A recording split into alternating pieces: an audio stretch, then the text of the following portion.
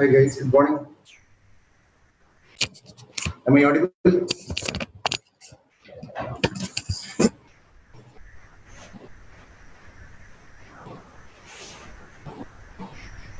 Okay.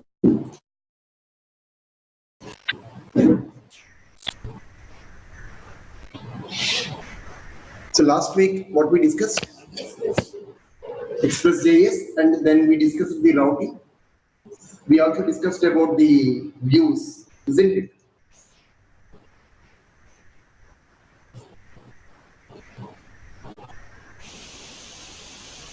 Please note down.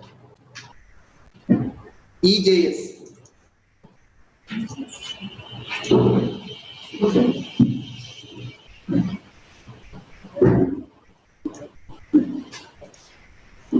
EJS is a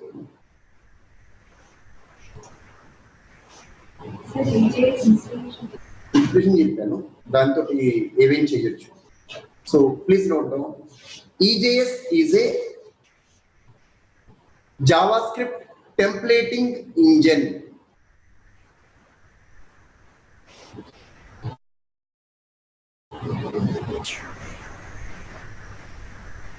It renders on the server. I don't have any. It renders on the server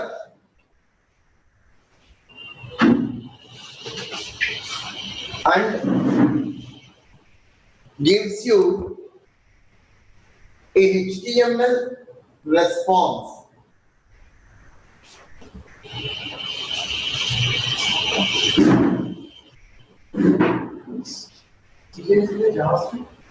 JavaScript rendering engine.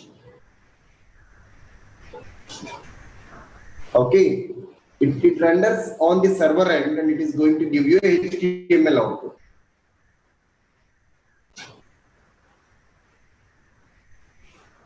To build more secure applications,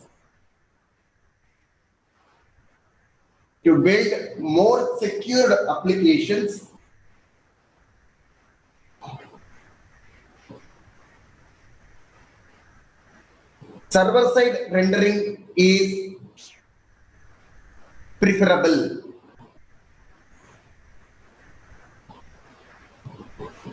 Server-side rendering is preferable. Okay, so I'll show you something, just try to understand. In EJS, you have the view, which is a plain HTML. And then you can also embed the server-side tags. For example, you look at this, server data dot title. Whenever you are creating the login view, you will also pass the model to the view. You will also pass the model, data model to the view. And then whatever the dynamic data you want to display on the view will be served from the server as a model. For example, go to the login.ejs. I said server data.title and it is enclosed in percentile equal to, isn't it? Open the config express.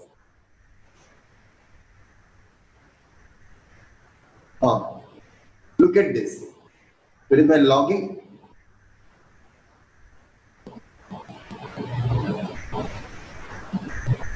Okay. So response.render, view name, server data. If you look at the server data, what I mentioned the server data, whatever the view path I am giving, that will be my view name. So if I render this particular application,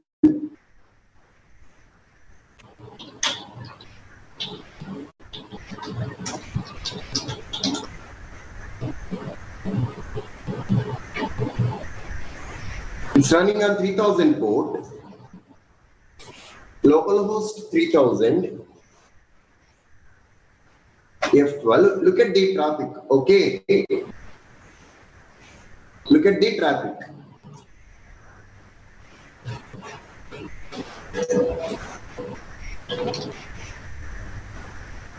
If you look at the traffic, let me refresh it.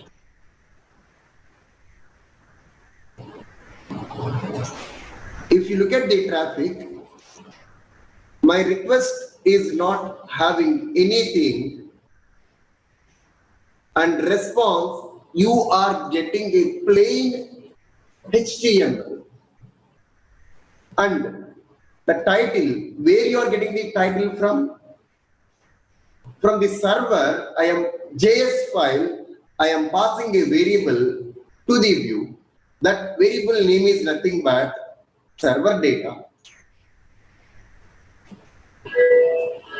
And then I am watching that data inside the view.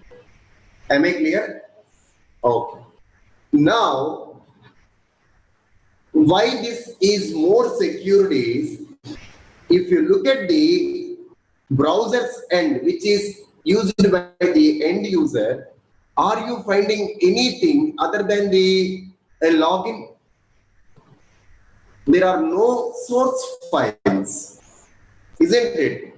User cannot tamper anything. Whereas if you look at the Angular, you will be having the source files. You can do some tampering. If you're good at the JavaScript, you can do the tampering. Whereas you cannot perform the tampering in this particular scenario. As there is no tampering possible, user cannot do anything with it except viewing and entering the data and clicking on submit. Got it? This is one of the biggest advantages going for the server side rendering. Point number one. Point number two is server side rendering is SEO friendly. Server side rendering is search engine friendly. Search engine means Google search, Yahoo, Bing, all these search engines, they can easily crawl to these web pages, and then they can easily make your this one high. The ranking of your site can go high. That is one of the biggest advantages going for the server side rendering. But what is the cost? The rendering will be taken care of the server. So obviously there will be burden on the server. Because server is doing everything. There will be burden on the server.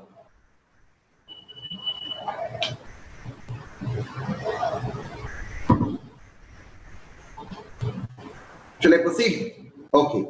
Next point.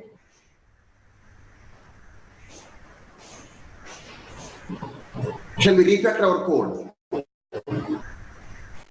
So right now, if you look at this, all my get calls are these. Isn't it? Shall we do the post calls? Also, I would like to move this routing to a separate file. The reason is my application is growing. I don't want to keep everything in one single file. Okay? So for the STDP calls, we not use the postman and payload, like payload is. We will, I mean, in this scenario, it is not needed.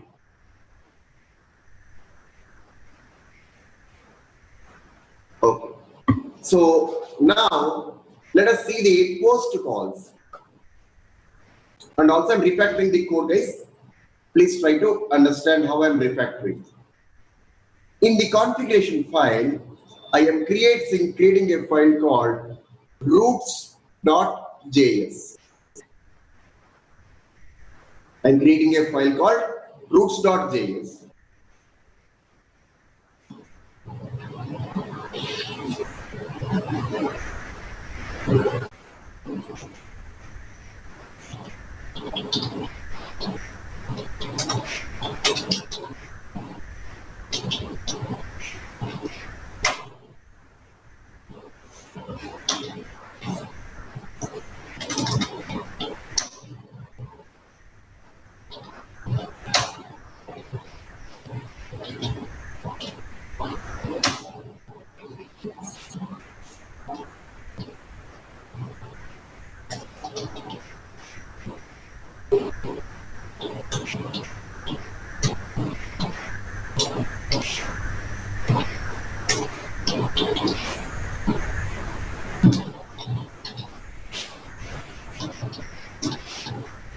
So for each and everything, I am creating two routes individually. Last session is to create automated routes. This session is manual routes, but two ways you can do it.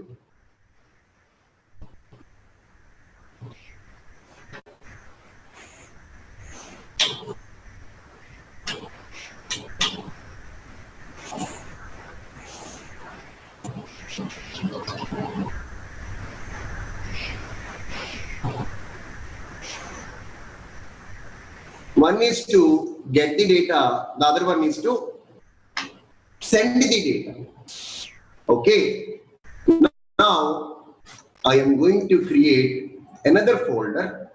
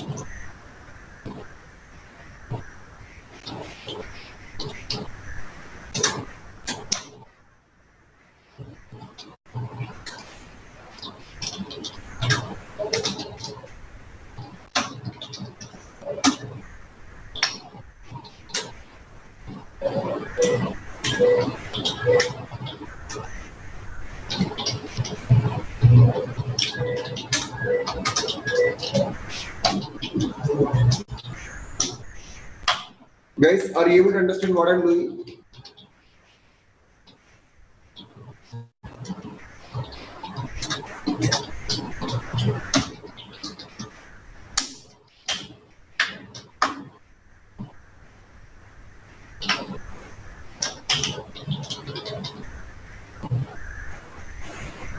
What am I doing now?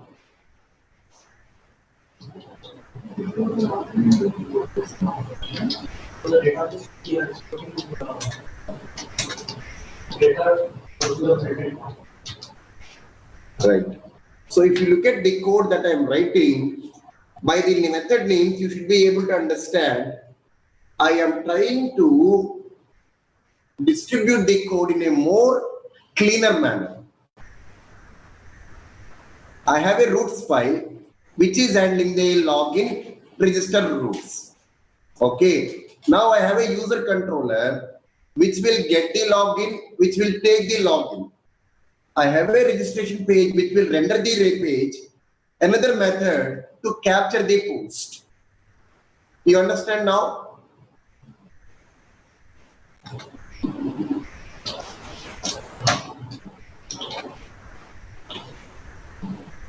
Okay.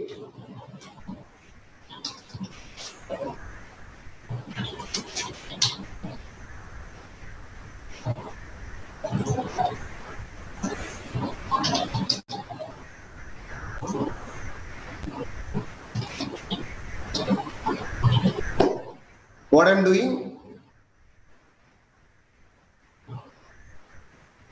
I am creating the response.render login and my server data name is login. Okay, let me do like this. Whatever I'm doing here,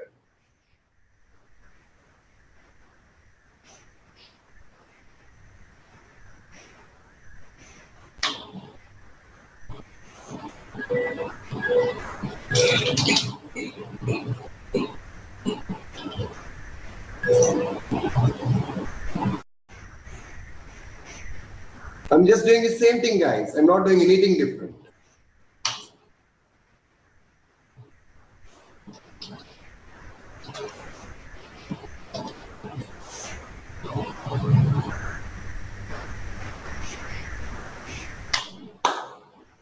My registration page and login page are moved to user controller.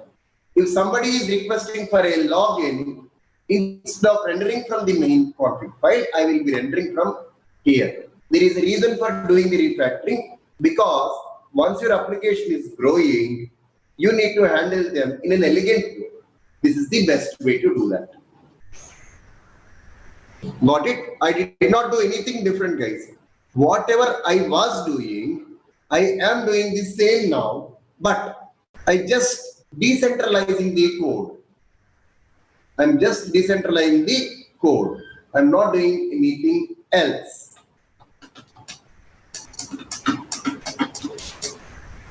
Am I clear? Now, what I'm doing, I'm just commenting out this code and slowly decentralizing my code. Now, here, what I will say, require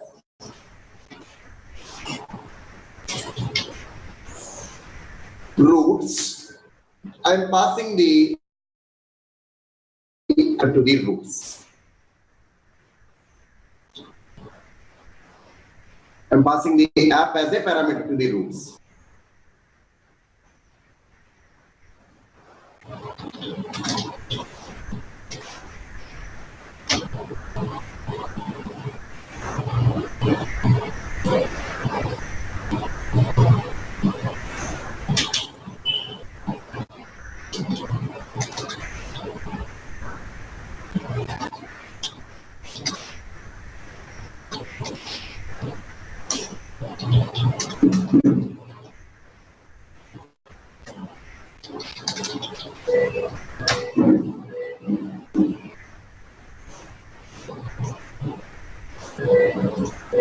So now your new code, if you look at your new code, the new code looks much simpler.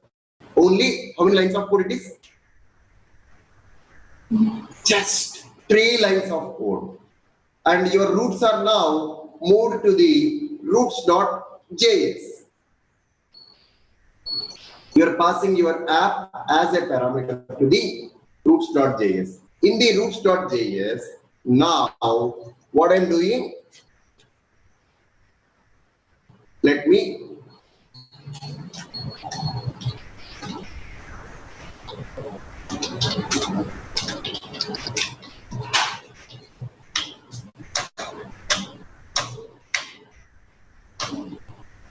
get the user controller. For the login, already in my user controller, I have a method called get login. For the post, what I'm having for the post?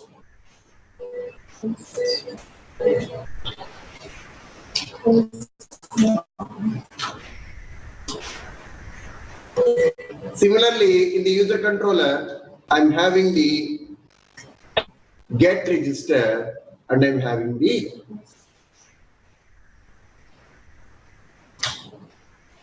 look at the way now application is getting restructured. From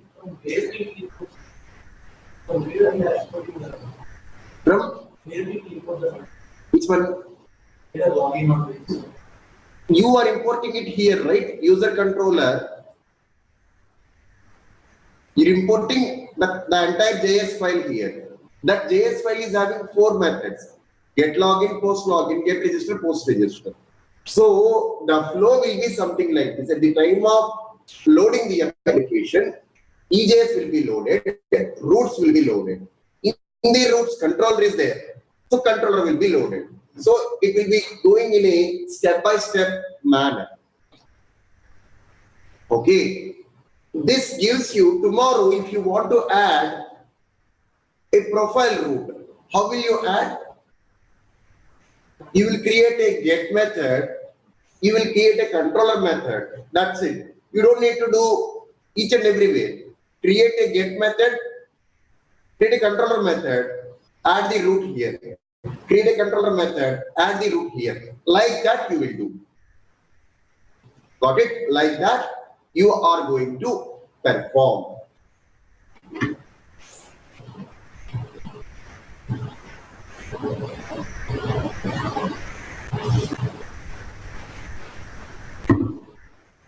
Now shall we see our application, whether it is working fine or not?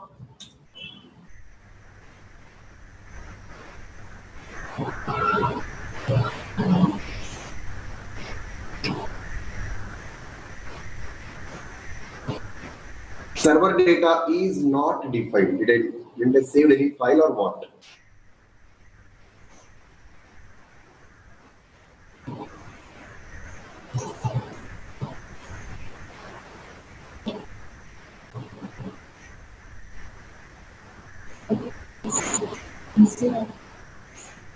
Oh,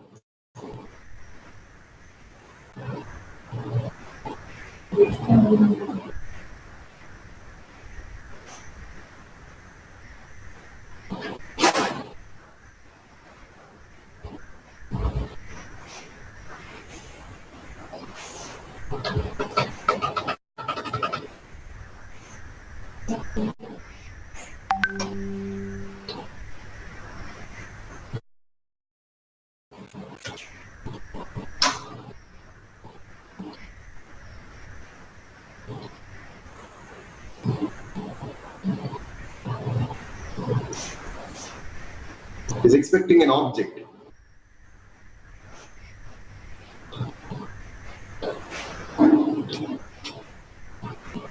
Watch carefully now. Perfect. Login is coming. Register is also coming. Okay. Now let us create a real login page. Let us create a real registration page. Shall we? Okay. We will create that. The next point that we need to understand is how you are going to connect to the database in this particular scenario. We will start with the registration and then we will move forward.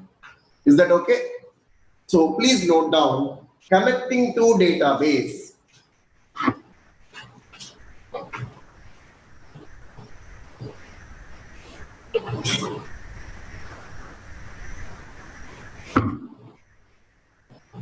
As we are using the MongoDB,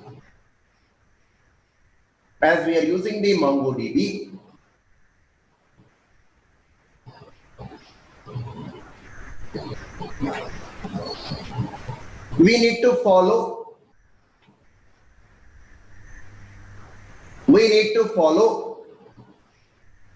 few steps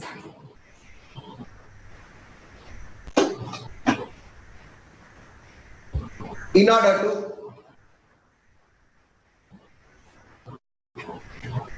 connect to the database.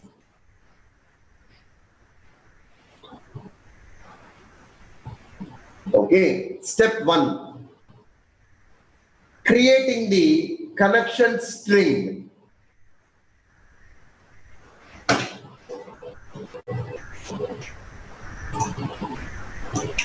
Do you remember on the other day we created a configuration file?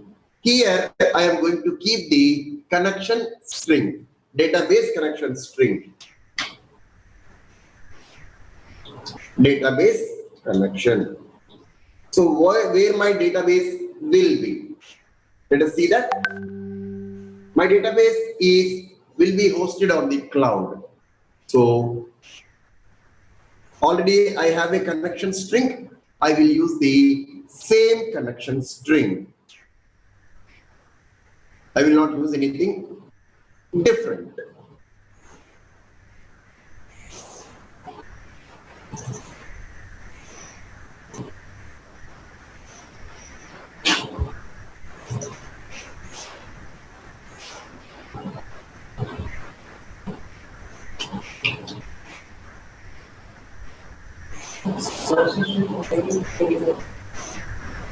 You will be creating a instance in the MLab. From there you will get it.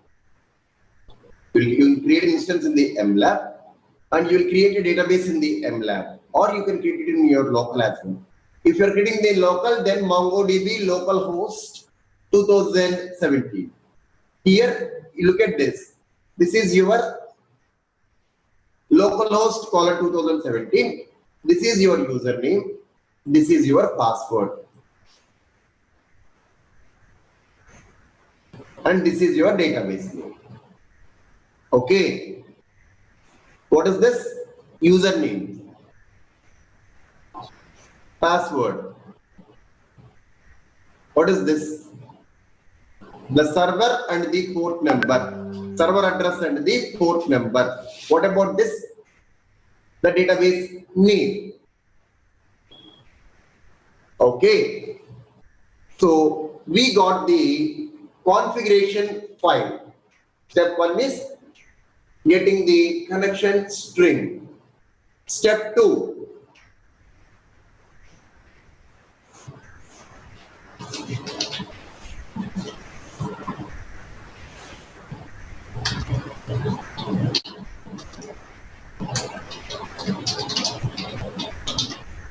Create a DB configuration file.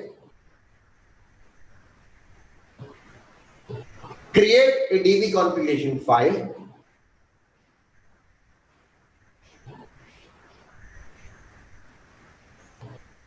Okay.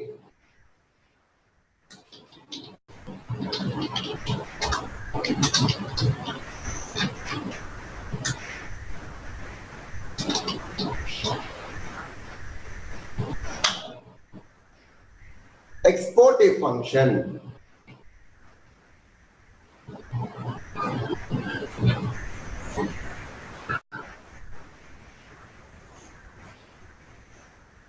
Now, let us install the required package in order to connect to the server. To work with the MongoDB, we will use a library called Mongoose. The library name is Mongoose. Install the Mongoose.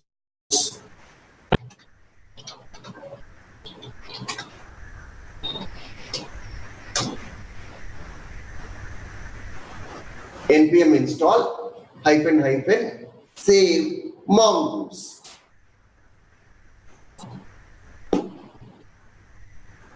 Step 1 is what? Creating the connection string. Step 2 is I created a file called DB configuration, and then I added a file called dbconfiguration.js file. From there, I am exporting a function. Now, what I'm going to do, I will add some code to it. So, first thing, we install the Mongoose, right? Let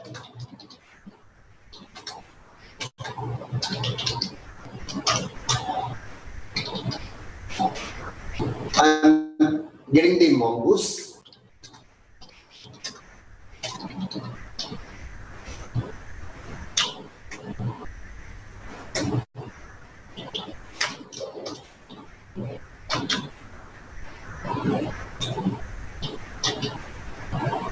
So I'm getting the Mongoose and also I'm getting the connection string both. Now what I am doing is Mongoose dot, are you finding the methods over here? Connect. Are you finding the methods here? Connect.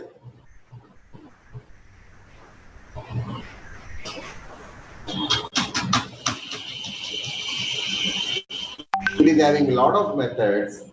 For now, we are interested in Mongoose dot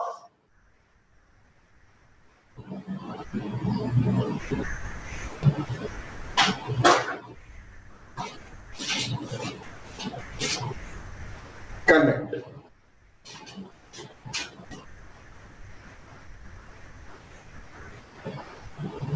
Mongoose dot connect.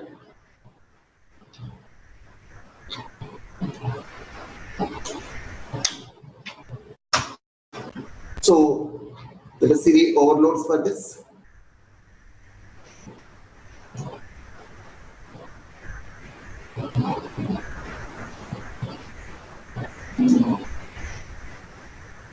Wow, it is asking the URI. URI means the connection string. Where my connection string is?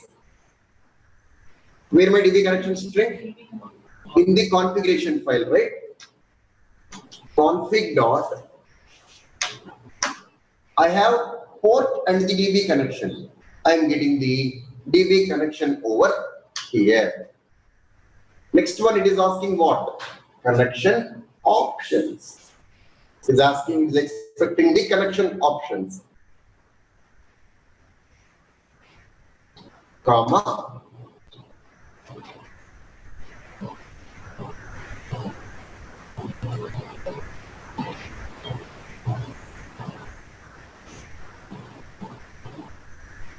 So you are having different things. Connection timeout. In how many milliseconds the connection timeout should happen? Okay. SSL required, CA required, security required. Thing configurations are there. SSL certificate, CA, authority certificate. If you want those things also, they are included. So simply say, we don't do all these things at very high level. Use Mongo client colon true. Use Mongo client colon true. Now, dot then do something. Dot catch do something. If the connection established, do something. If the connection don't establish, do something. Am I clear?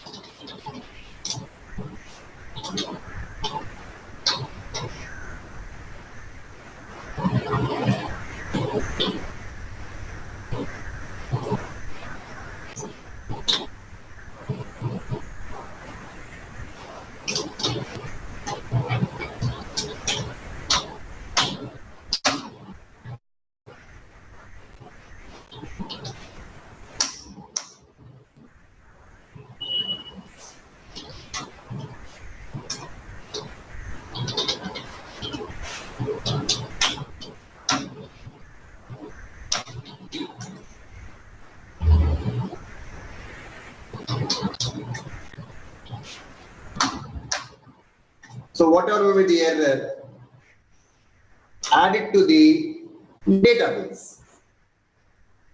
Whatever could be the error, add it to the database. Now, what I am doing is, I am going to the server. I am going to the server, and then let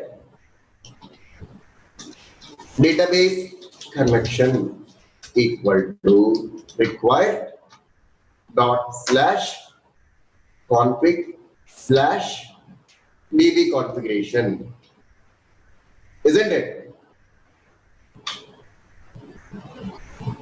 db configuration, and then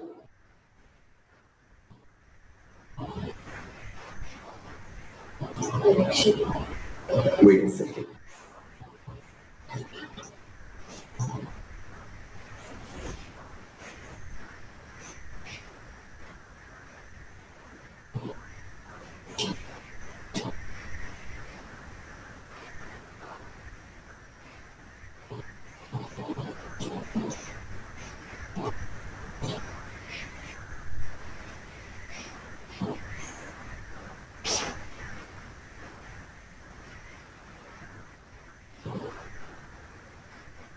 So what my expectation is, once the database is connected, then only I will turn on the application. Otherwise, I don't want to turn on the application.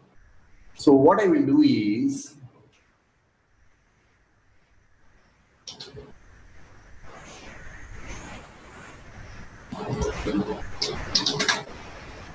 return mongoose.connection equal to true, and in my server.js, I am going to handle the things.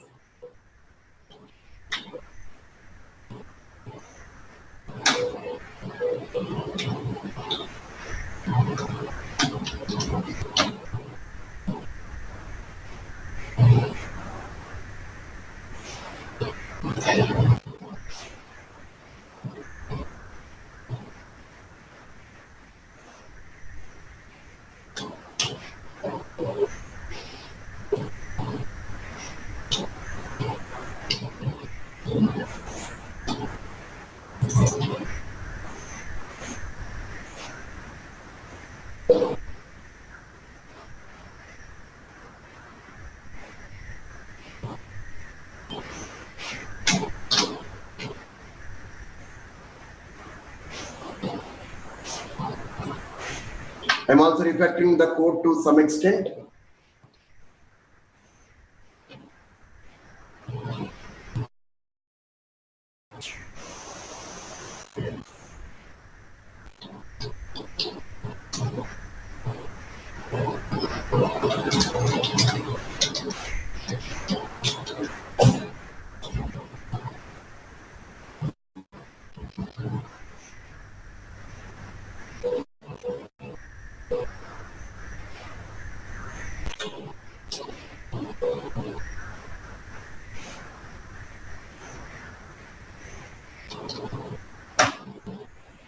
Perfect. So what I'm doing,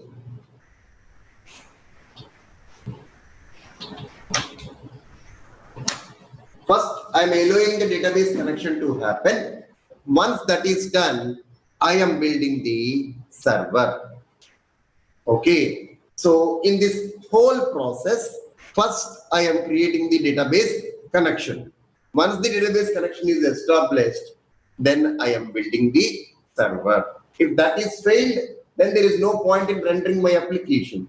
I simply say we have some technical issue, so we are not able to run this server. Now let us see.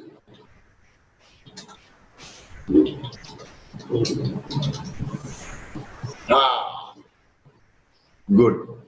Use Mongo client option is no longer necessary in Mongoose 5.x. Please remove it. The versions are changing, guys. Oh, this latest version, huh? Very simple. Mongoose.connect.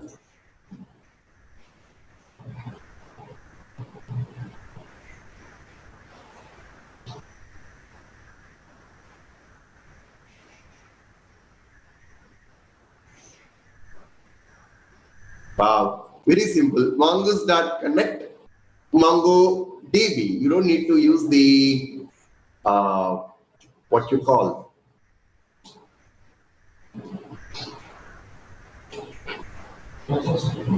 running.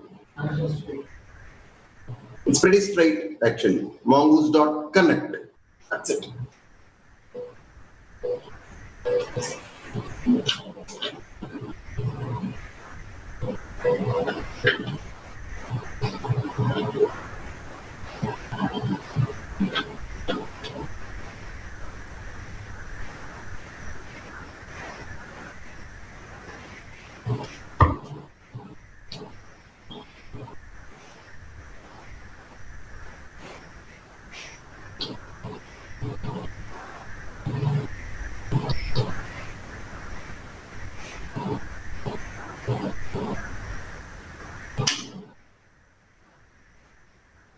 Password contains illegal unescaped character. It's bad. If the password is containing a hashtag, it is considering as illegal, unexpected, unescaped character.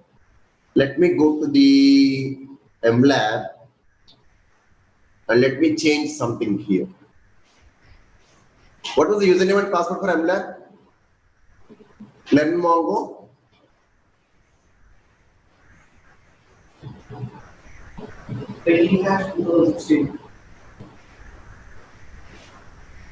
Username is Learn Mongo. Password is /2016.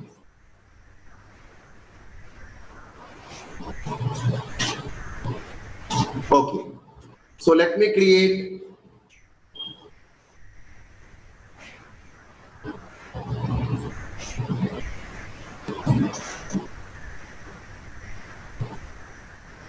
a new one for our use, a new database. Best. You can choose the Amazon Web Services, Google platform, anything. Sandbox. Somewhere you can use it.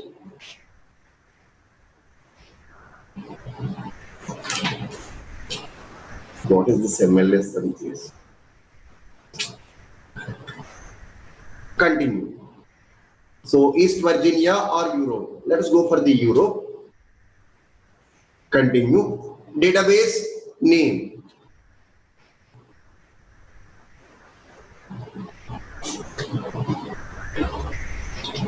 ECART. Continue. Submit. So I submitted my database. Database is now created. Let us create a username and password for it.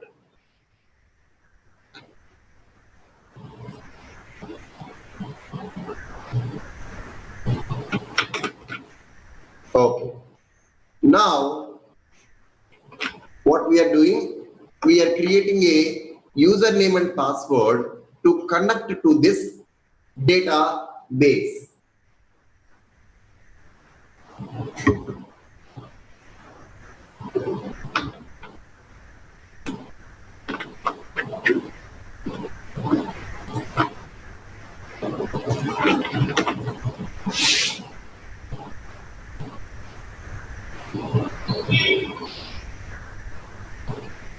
Add a database user. Database username. You can create a username and password for it. Let us say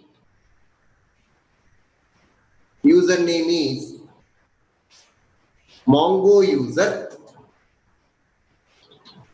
Password is Mongo password. And again Mongo password. Create. Mongo username is the username. Mongo password is the password. We will go here to our configuration file and I will say Mongo user, username and username. Mongo username.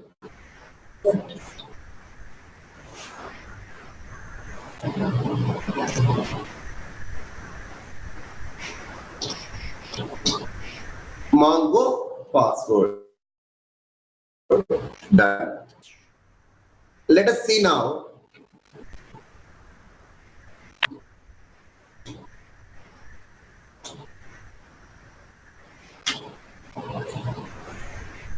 Authentication failed. Flip TV का जब हमने create जैसे ली का कितना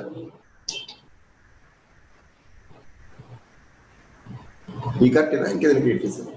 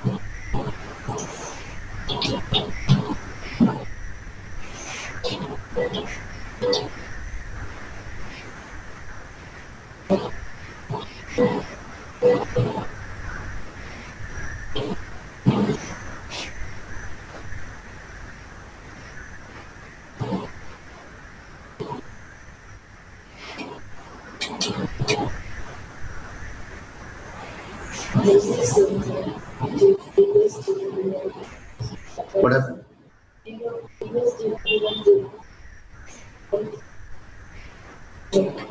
Just this is the new this thing.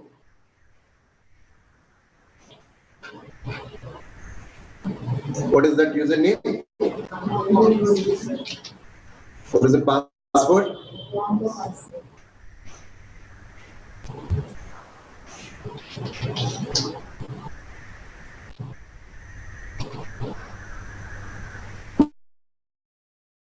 Wow, are you finding it? eCard connected. So I by mistake I added a different this one. But are you finding it? Mongo username, Mongo password, blah blah blah blah. And finally we are connected to the database, which is a cloud hosted database. It's a cloud hosted database.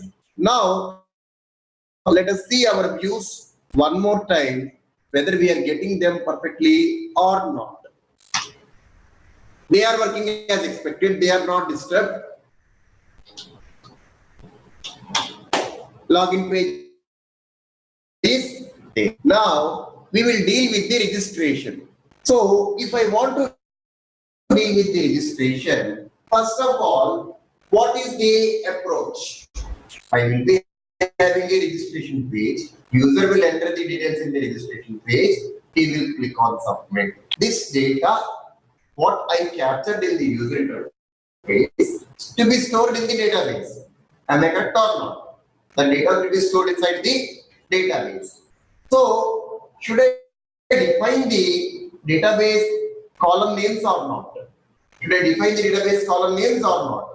So, that column names is nothing but defining the schema of the database. Shall we define the schema of the database?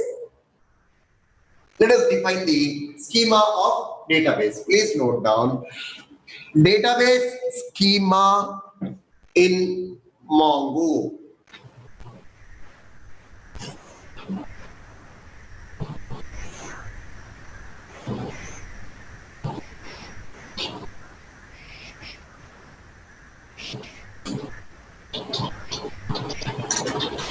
Okay, so here what we are defining, guys, we are defining the user model. That means a user will be having what are all the fields.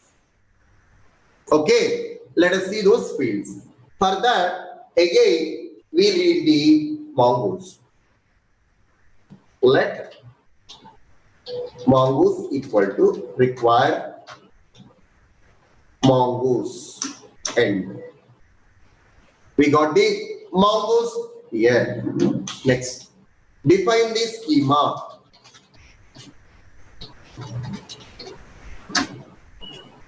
What we are going to do, we are going to define the schema.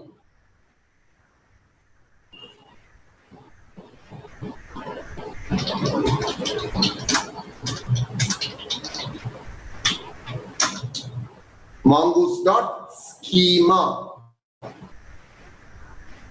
What we are doing, we are saying mongoose dot schema. Now you are going to define the schema inside this. Any questions to anyone? You are defining the schema inside this. So let us call it as user schema.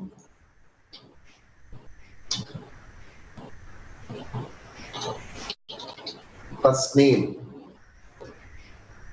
Type. What is the type of the first name? String. Required. True. I'm giving the validations also. This is the way you need to declare. Okay. Next. What is the maximum length of your user? Min length 4. Max length 10. Min length and max length. Let me see.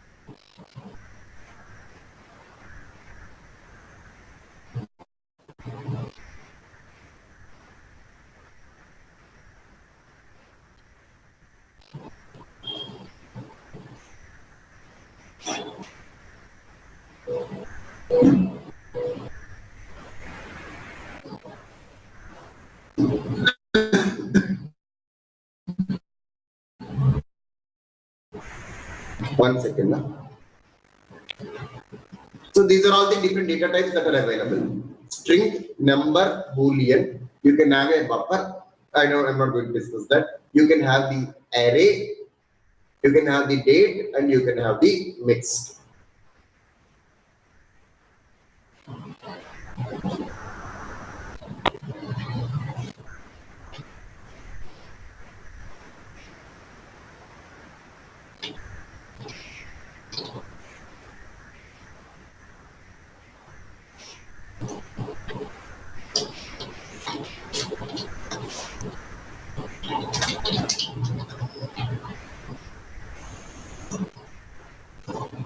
Huh. Are you finding it? I said required true. While defining the schema, what I'm saying, required equal to true. So min max.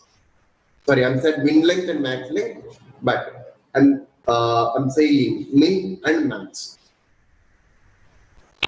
Min is 2, max is 10.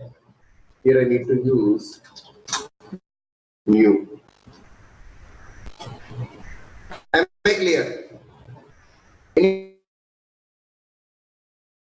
doubts? Similarly, for the last name, so let us have the first name as minimum length is 1, max length is 10 or 20 or 30. How much length you want, you can give it. Here I'm saying last name, first name, last name. I'm also creating a username.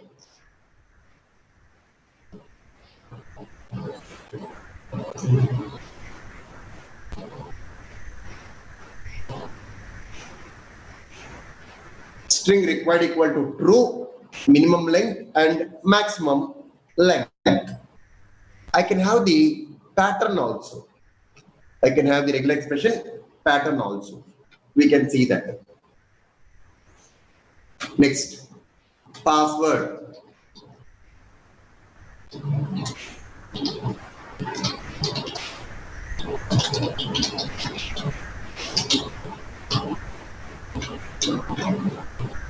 Minimum length of my password must be 6. Maximum length must be 10. Is that okay? Okay. Now, for the username, I would also give the regular expression pattern. A username may contain alphabets or numerics. They should not contain anything else. Expression. So I'm giving a pattern here.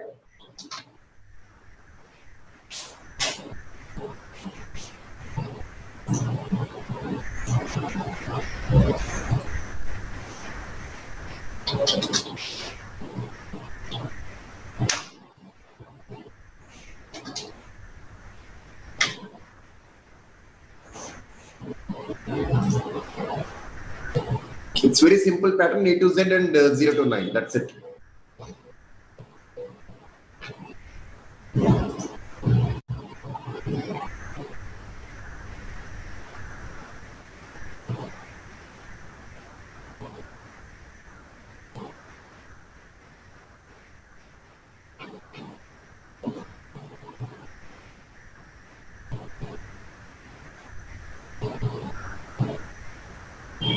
And I want the unique also. Username must be unique in my database. Let me add the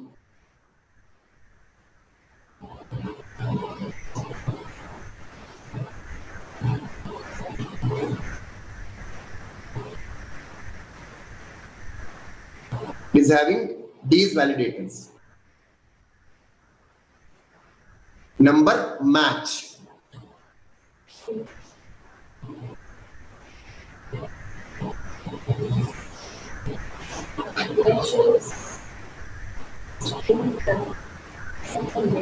Pardon me? Actually, the string max and like, and length was max only. Oh, is it?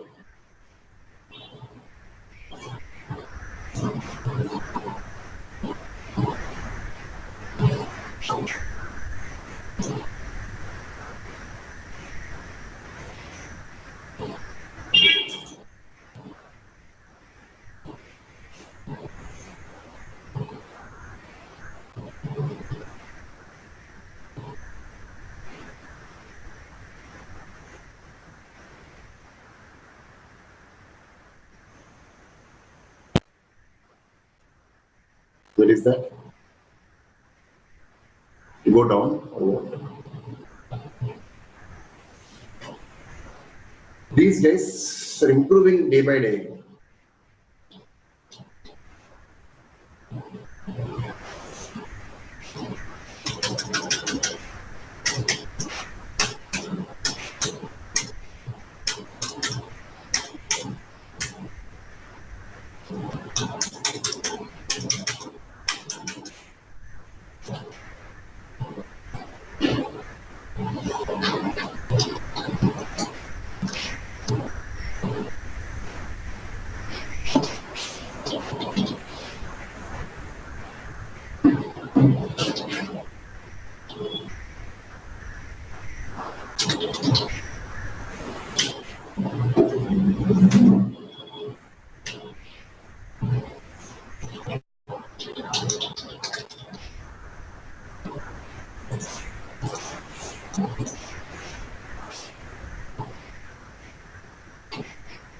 Yeah, for this one, they have the max length. I'm correct only. For the strings, there is a min length and max length.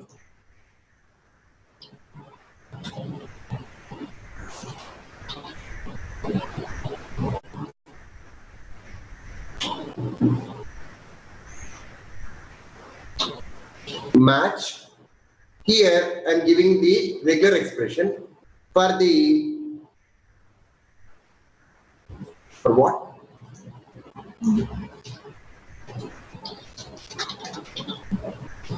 Alphanumeric JavaScript.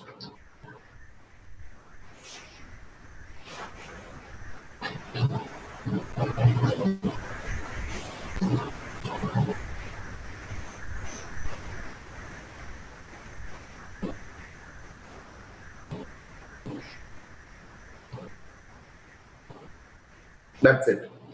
So now your schema is almost ready. The initial schema is almost ready. For the password also, you can have the schema.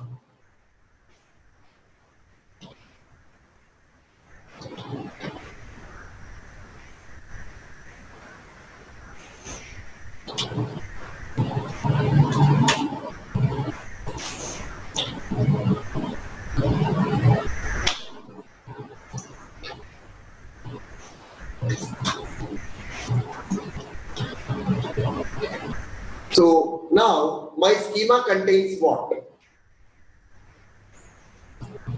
First name, last name, username and password. Only 4 fields. Let us restrict ourselves to 4 fields for now. Let us restrict ourselves to 4 fields for now. And then mongoose dot model. This is the last step. Give the model name. I said profile, comma. What is the schema for that? User schema, or let us call it as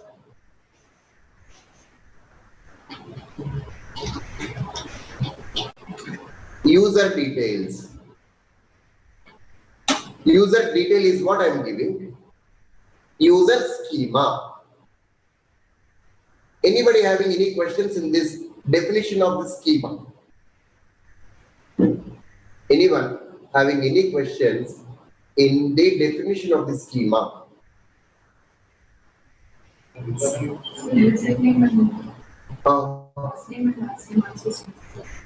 Yeah. Or we will remove the restriction. Is it okay? I remove the restriction. Now, your user model is having how many fields? 4 fields. First name, last name, username and password. First name, last name and username and password. Perfect. Now, once a schema is created,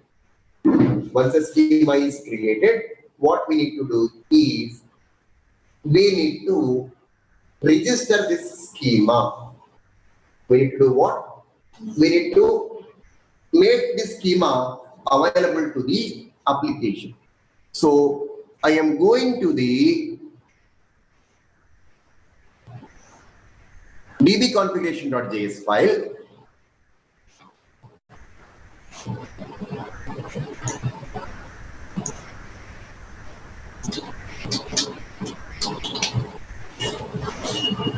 And also I'm creating one more method called module.exports register schemas.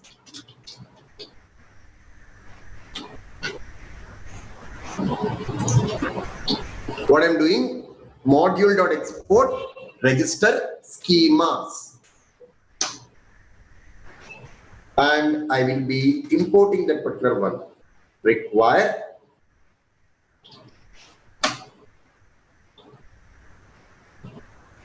what is the file name? App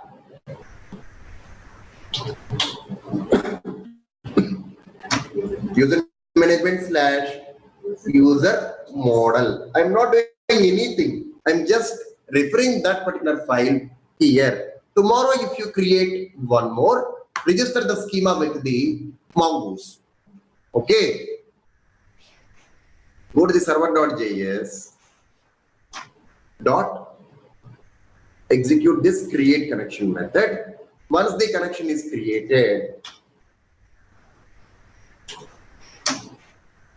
register the schemas. Okay, now your schema got registered with what? With the application. Your schema got registered with application. These are all the steps that are involved in making an application. Now, let us have a recap of what all we have done. We restructured our application and we made it more user-friendly, developer-friendly. In what sense it is developer-friendly? First of all, today I got a requirement to create a login functionality. What I will do? I don't need to do anything. I have to go to the roots.js file. I have to go to which file? Roots.js file. I need to create a get root. I need to create a post root. That I created. I need to create a registration functionality. Create 2 roots. Now, I would like to display a list of products. What should I do? I would like to display a list of products. Go here, create a root for the list of products. Rest of the things you don't need to touch. Only come here, add a root, and then add the root handler. Here, how I am putting the handler? I create a controller in the user management, and then I am getting the routes. Similarly, I will create a products page, products controller also I can create. Just go to the app and then create what? Products. Create a controller for the products.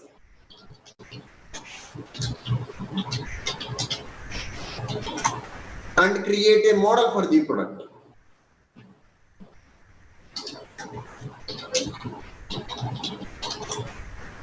So controller will take care of the insertion, deletion, updations, right? Let us do that.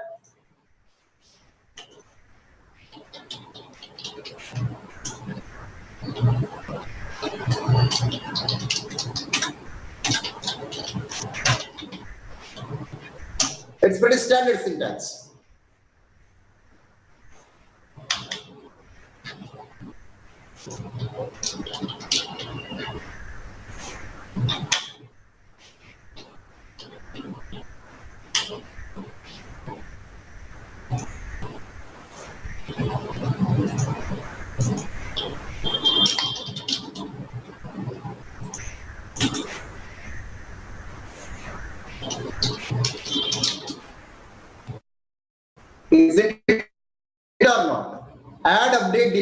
product. Simple or complex? You are exporting this. Now, how many routes you need to create? Pardon me? Oh. Here? Perfect now? So, how many methods I'm having now? Get products, add product, delete product, update product. Cut operations came, go to the root, add the 4 paths. Get products, add product, update product, delete. Simple or complex? Okay. Now, this is how you are going to structure your application. Tomorrow, a developer is coming to join in the application. What you need to instruct to him? You don't need to instruct the history of how you created the applications and all. Boss, this is your functionality. Go to your root. Add what are the functionalities that your root is needed. Add those functionalities there. Have a controller method. Have the handling of the logics in the controller. If you have any database interactions, create a model. Like that, once you start creating the structure of the application, developer's life will be easy. Do you agree or not? Developer's life will be easy if you create these structures like this. Otherwise, it will be a hectic job. Isn't it?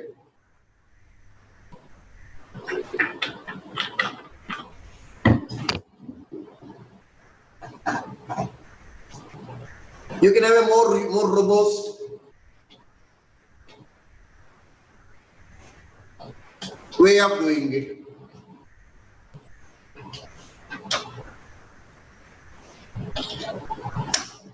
I said user login, user register. Now I would like to have the products. What should I do? App.get slash product slash get all products.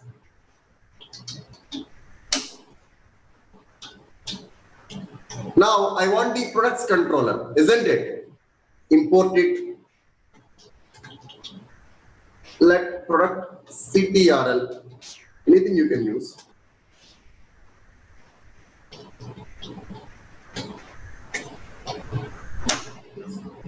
Products slash product controller. Now get products, isn't it? Next one, app.get, post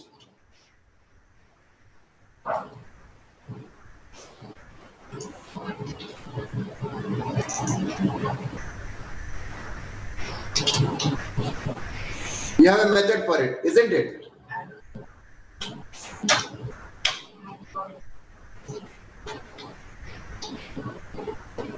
Or simply say product slash add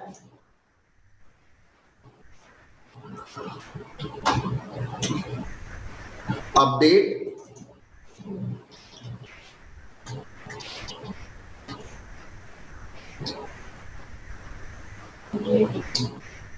update delete.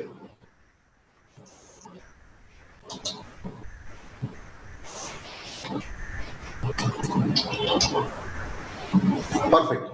Select, update, delete, read. Is it giving you a CRUD operation?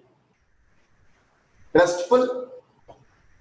Now look at this. How I'm structuring the application is very important. Tomorrow, a new requirement came to display the list of cards. What will you do? Create a cart controller. Get the items that are selected for the cart. Display the cart. Simple or complex? Okay. Now, you will create a product model.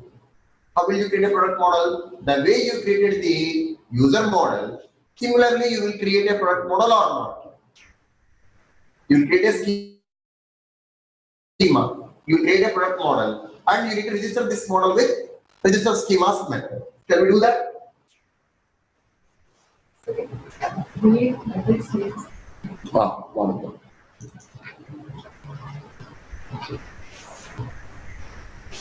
Done? Okay.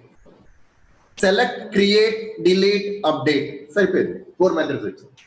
Now go here, product model, copy paste. Shall I? Now here it will be product schema, isn't it? Here name, product name will be there, brand will be there,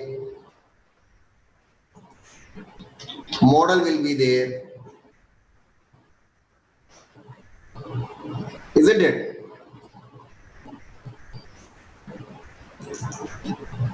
Image URL will be there. I want an image URL. Image URL will be there. What next? Price will be there.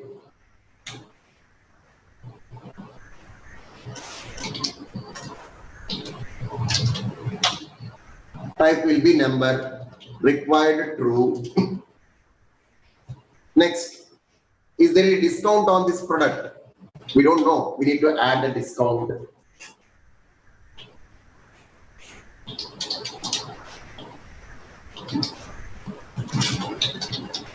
It's not mandatory, isn't it? So now I got a product, brand, name, model, image, URL, price. I can have the reviews. Like this, I keep on extending the things. As many things as I want, I can extend it. Now what needs to be changed?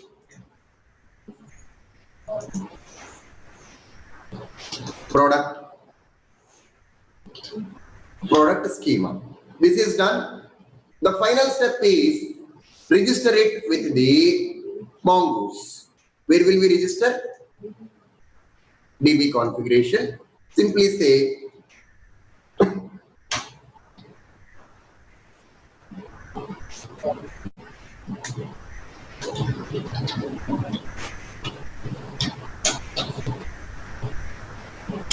done. Are you getting it? How we are doing? We are going in a step-by-step manner in order to build the application in a more robust way.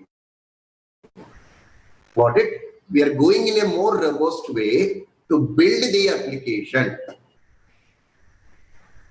Clear, guys? Okay. Now, we are done. What we need to do, let us see whether our application is working fine or not with localhost 3000 /user/login. Perfect. Now, if you look at the change in the URL, is the URL changed or not? Yes.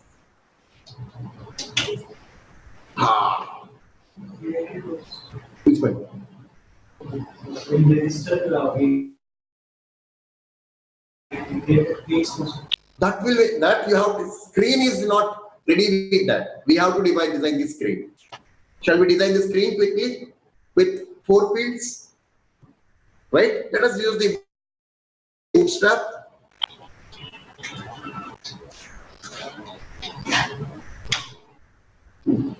Bootswatch. I'll take a Bootswatch free theme to do that. This is there.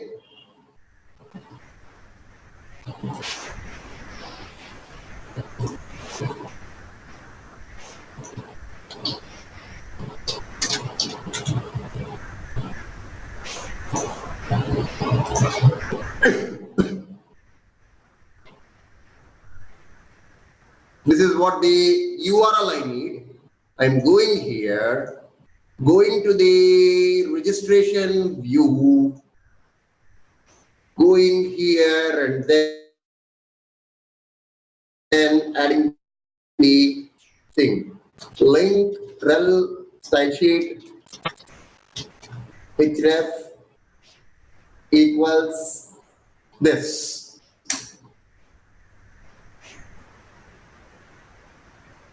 I got the CSS. What I need now, I need to build the view. Let us ask this guy to give me a nice registration page. Perfect. There is a form tag. You can copy this up to here.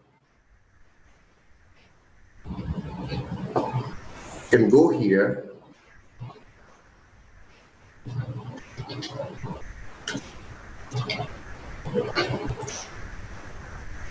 Now, here I just need to go with first name,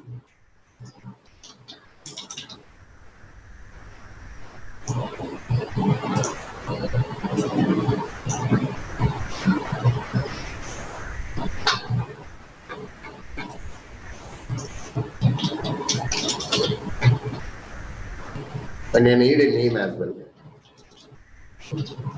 See, whenever you are going with this, try to match your names with your schema names so that you can achieve the direct mapping.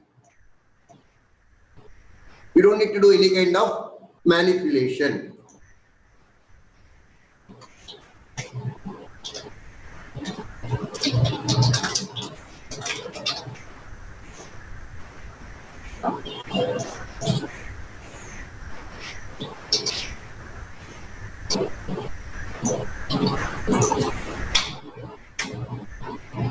I don't need a register. I don't need a legend. First name, last name. But look at the way I'm creating the IDs and everything, guys.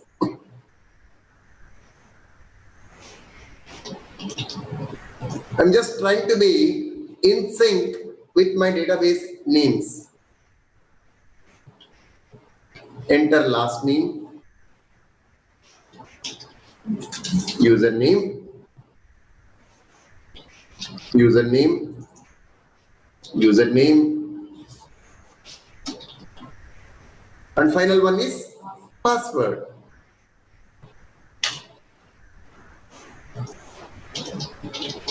Password, password, password, type password here. And finally, I need to submit this form, isn't it? So, form, if I'm submitting the form, what is the action method? Is it a get method or a post method? It should be post. Action equal to post. Action equal to what? Post. Where it will get posted? It will be posted to the same URL where it got rendered. That's where, if you observe my routes, for the get and post, I am using the same URL. Is it okay? Fine. Let us have a submit button now. Let us ask the Bootswatch guy to offer me a submit button.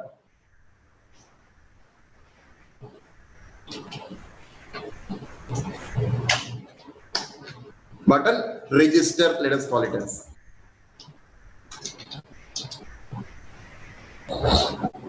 Okay, button it is saying what? Register.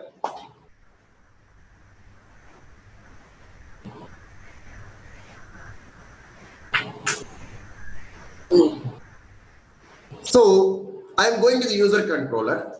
Here it will hit the post register method. First, I'm saying console.log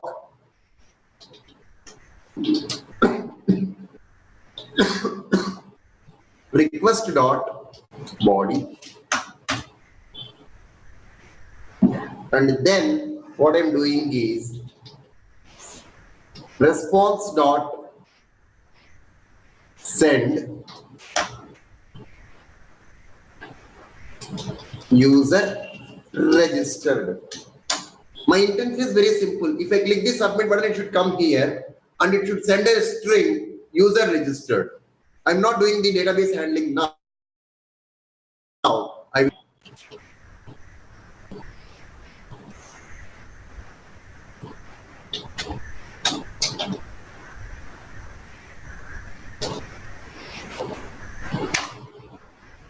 Enter first name.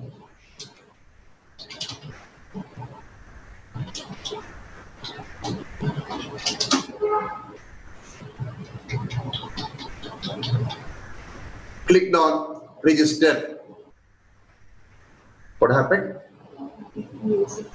User post. Okay.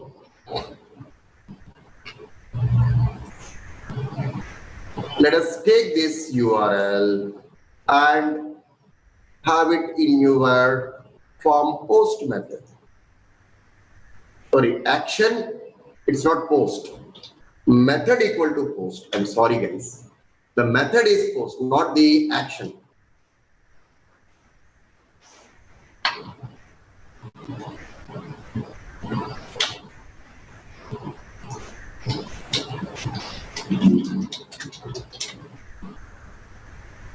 Wow. We got the user registered. Let us see the server. The request.body is saying undefined. Why it is undefined?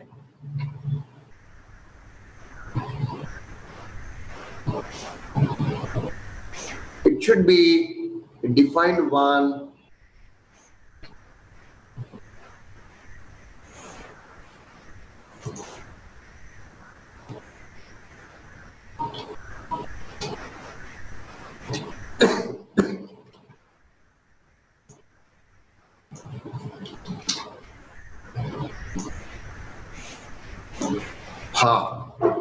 Are you finding it? The request is having too many things where it is really difficult in this big request where my data is. Agree or not? Are you finding it difficult to identify your data here? I hate this. I want the data, I want to extract the data out of this big object. I want to extract what? The data out of this big object. Please note down, to extract the data from the request,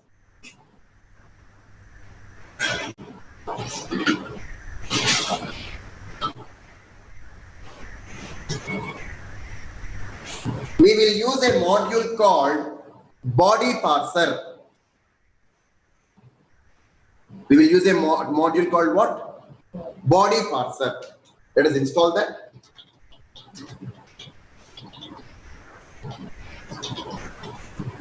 Body parser is going to extract the body part of your request, header part of your request. It will divide automatically. Okay. Let us see the documentation for it.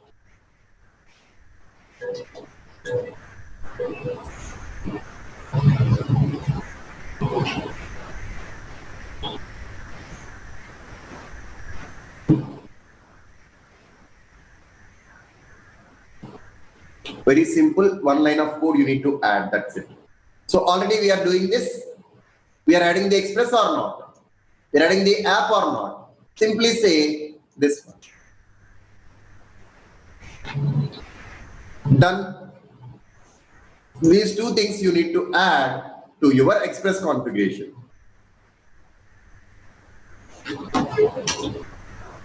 That's it. These two things I'm adding to my express configuration. Now, your body will be parsed now.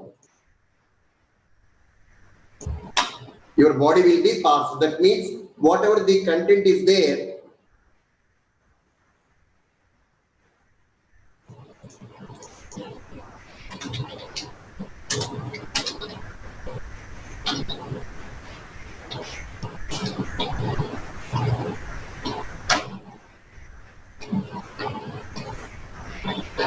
whatever the content is there on your HTML, it will be parsed. Where is the code?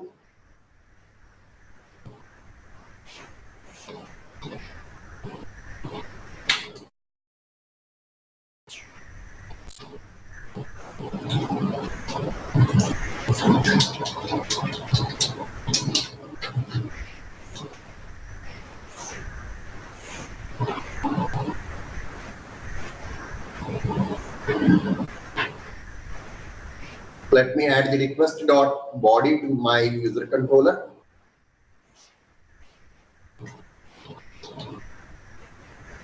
Easy.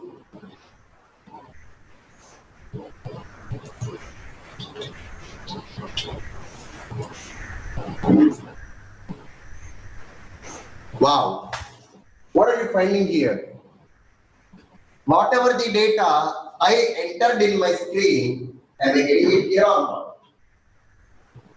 Once we got the data here, now we need to store this data to the database. Isn't it or not? Once we got the data here, what we need to do? We need to insert this data to the database. If you insert one data, the same thing to be replicated for products as well. Isn't it or not? If you do it for one, you can do it for the rest or not. Usually you can do it for the rest of the things. So to save the data to the database, we will again use the mongoose methods. To save the data to database, we will use what? Mongoose method. Let us use a mongoose method. Please note down. To save the data to the database, to save the data to the database, we will use mongoose.save method. We will use which method? Save method of mongoose.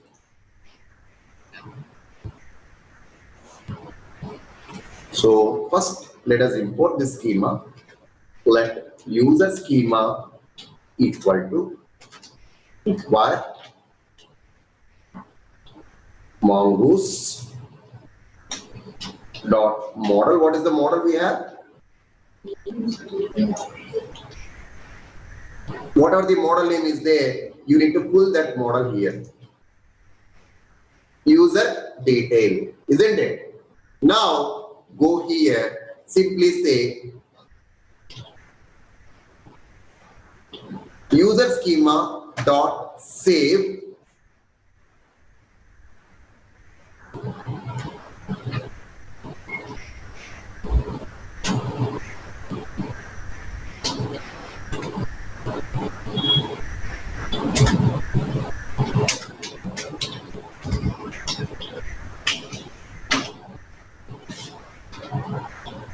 So I'm just mapping my data to the request, data to the user schema, and simply saying model dot save method.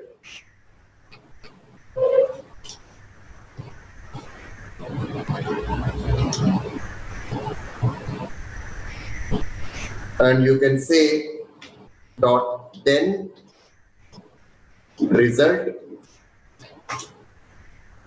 dot catch result. If the user is saved successfully, do this, do this.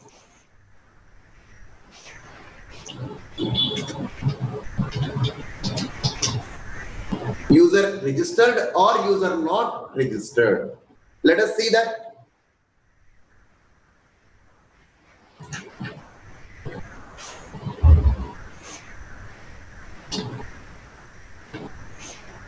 User not registered. There is an error. Let us see the error.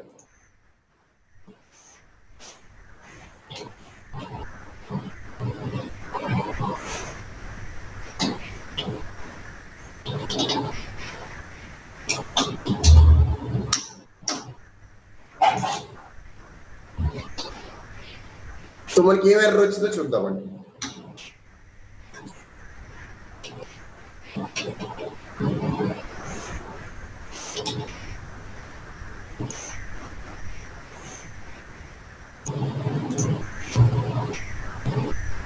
Validation failed. We added the validations, right? For password is longer than maximum allowed length of 10. Good. We got some error. 1, 2, 3, 4, 5, 6, 7, 8, 9, 0. Wow. User registered. How will we verify?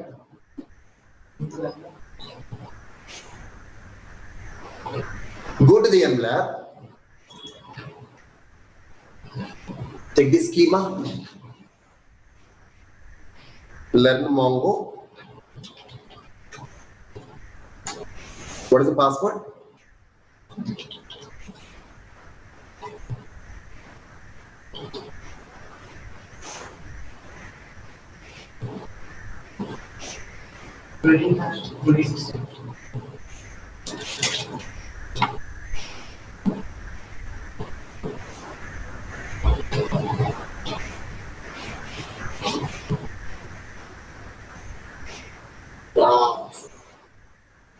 Wow, perfect.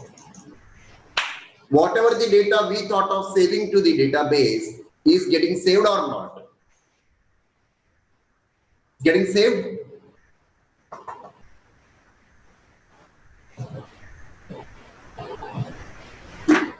Simple or complex? There are steps involved in it, but it is simple. Once you start use to it, it's a flow where you have to start somewhere, you have to close somewhere.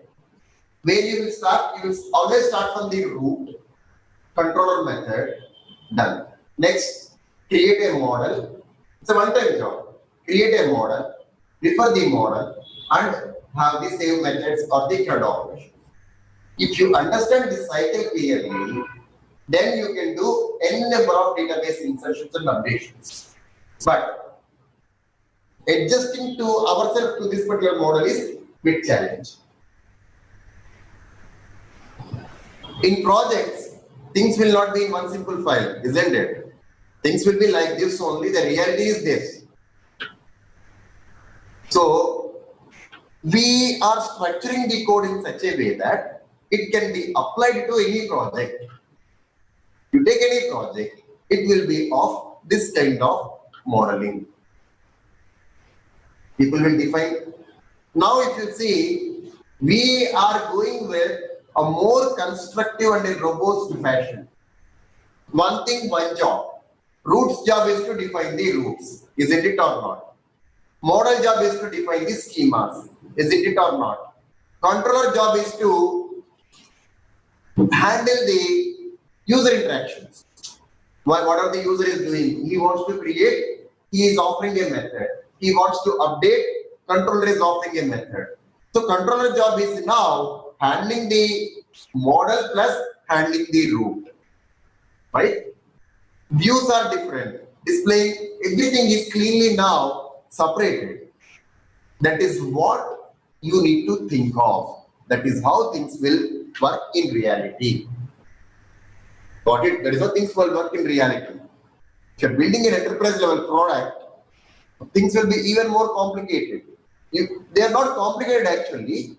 They will keep the files in a separate location. That's it. Assume if I'm doing the same thing in one big file, I can do it in one big file also. How confusing it will be, the file itself will be growing leaps and bounds. Right? One file I can do it, but what will be the size of the file? 1,000 lines, 2,000 lines, 3,000 lines, 4,000 lines will grow like anything. It is really difficult to maintain. Assume in display comma, gone story. In 1,000 lines, where will you find? Like that, you in your project 10 developers are there. A 1 lakh lines of code in one single file. Really tough to manage. So that's where I'm doing all these refactorings and all. Once you got adjusted to this refactoring, things will be very, very simple. Okay. Thank you. Thank you so much. So next week we will see the CRUD operations. We will see the authentications.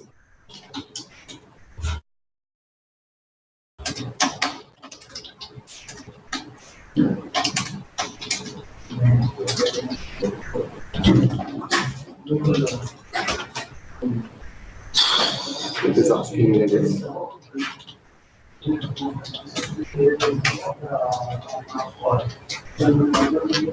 guys.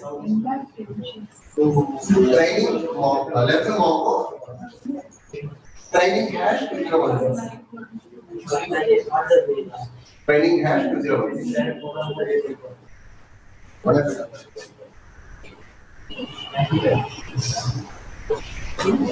Thank you all.